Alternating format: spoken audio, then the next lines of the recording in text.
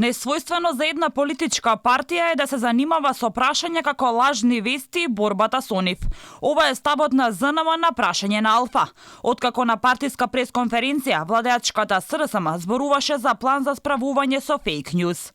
Секој може да има став за одредено прашање, но не сметаме дека партиската говорница треба да се користи за промоција на владин план, особено не за вака сензитивни теми кои бараат широка дебата во целата медиумска заедница. Од Сдруженијето бараат во следниот период да бидат презентирани намерите за така наречениот план за борба со лажни вести и очекуваат тоа да се случи од понеделник натаму во најавена консултација со граѓанските организации.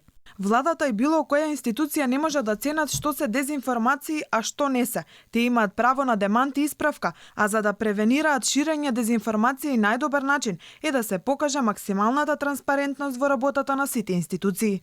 Реагираат и од Македонската асоциација на новинари. Се повеќе сме сведоци на пристрасно известување од медиумите блиски до власта, односно немање дистинкција меѓу државата и партијата и координирани напади и притисоци кон независни професионални медиуми, кои критички известуваат за работата на носителите на функции од владеачките партии.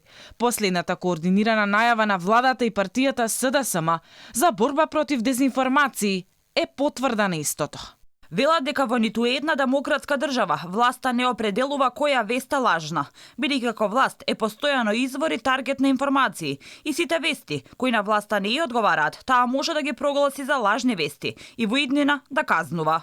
Тоа е спротивно на член 16 од Уставот кој гарантира слобода на говор и јавно изразување, а спротивно е и на начелата за забранета цензура на вестите во Законот за медиуми. Од владата соопштија дека преку акциониот план 21, во кој е содржана борбата против лажни вести, ќе се работи на намалување. Останува неодговорено дали само медиумите ќе бидат под лупа на проверувачите на факти или пак и владините функционери.